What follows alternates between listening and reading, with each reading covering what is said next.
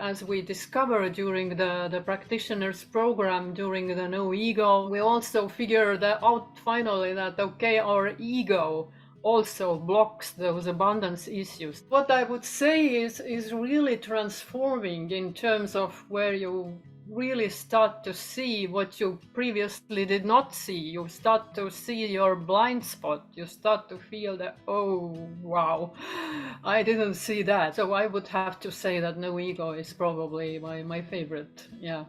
The journey no ego is pure fire.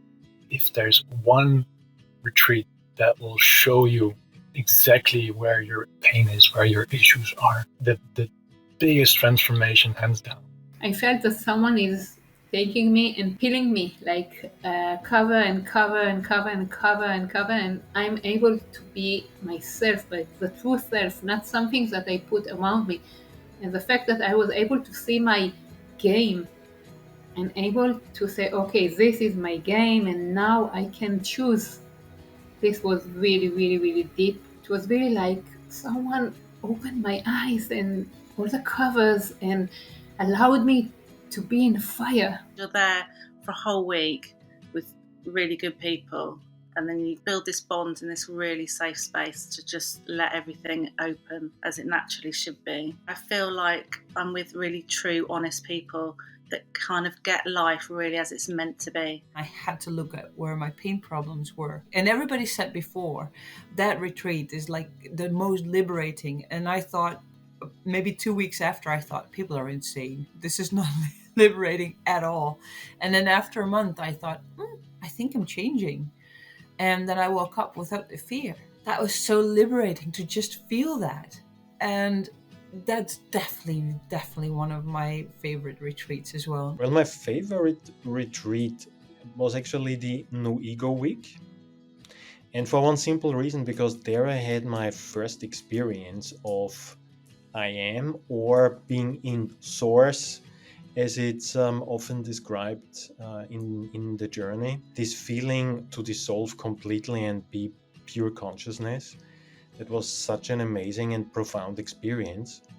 It was hard work though to get into source for the first time really during the No Ego Week, but it was such a blissful experience for myself, and that also convinced me to go for the full program. Oh, the most shaking, which was a no ego retreat. I discovered my own fixation. Dangerous part of this fixation is to be vulnerable.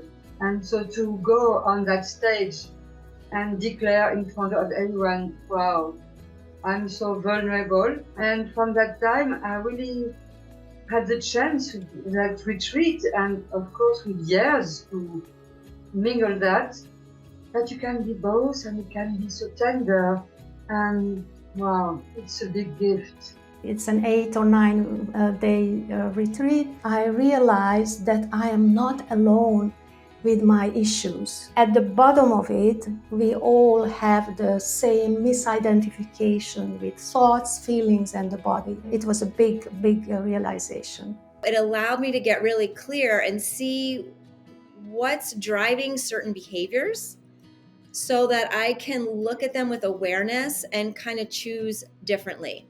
No Ego Retreat was really based on the Enneagram. And so when I signed up and saw Enneagram, I thought, this is it, this is my book.